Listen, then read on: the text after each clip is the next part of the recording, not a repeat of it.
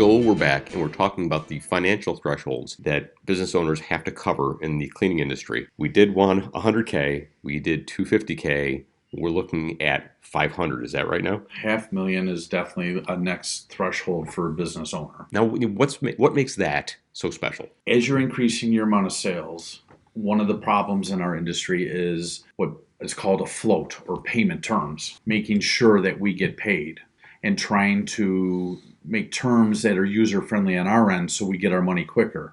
Because you can't go to the grocery store, walk out of the grocery store and tell the owner of the grocery store, sorry, we're going to pay you in 30 days. You got to get paid when you walk out or it's called theft.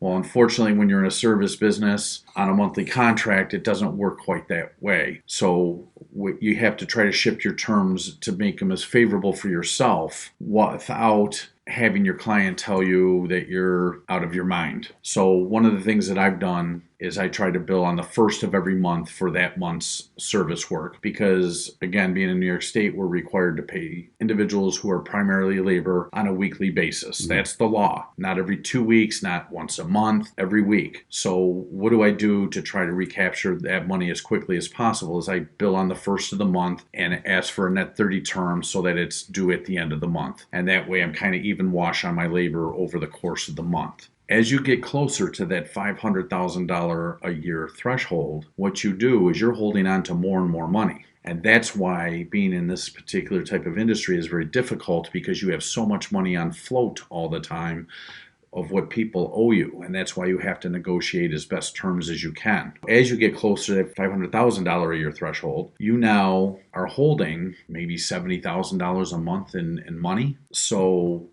how do you have to do that? You have to keep banking that. So again, the money that comes in doesn't just go into the owner's pocket. The owner is basically being a bank without being a bank.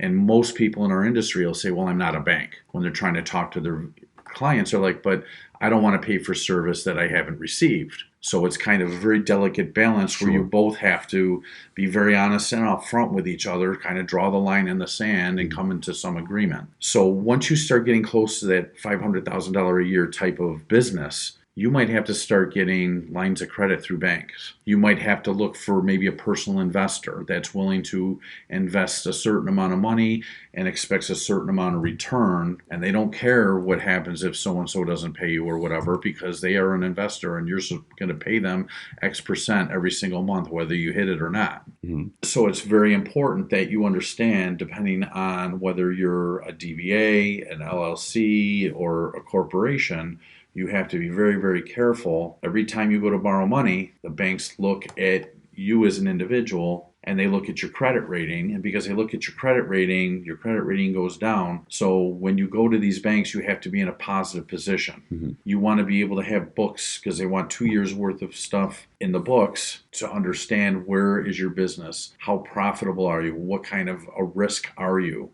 So they're going to look at those items before they extend you a line of credit. Mm-hmm. And then based on a lot of factors, they are going to give you a percentage of what your sales were the previous year.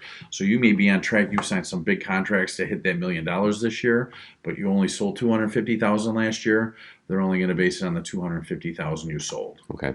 Any other warnings for that business owner? In the 250, we talked a little bit about using HR services to do, hey, this is way outside our scope. What about HR services now? Essential, because now you have so many more employees, and I'm not saying that employees come in to do a bad job, but if the supervisor's not around and they can cut out a few minutes early, they're going to cut out of sight, out of mind type deal. It's a cat and mouse game at times, and I'm sure people who are listening to this are laughing because they know exactly what I'm talking about. People who start coming in too late, leave too early, and trying to do all the documentation to properly try to keep the person, because nobody wants to fire anybody. Mm-hmm. Nobody wants to terminate an employee. We really just want the staff members to do what they're being hired to do. Okay. So having that HR piece is more essential the bigger you get because there's more problems. Great advice, Joel. Thank you.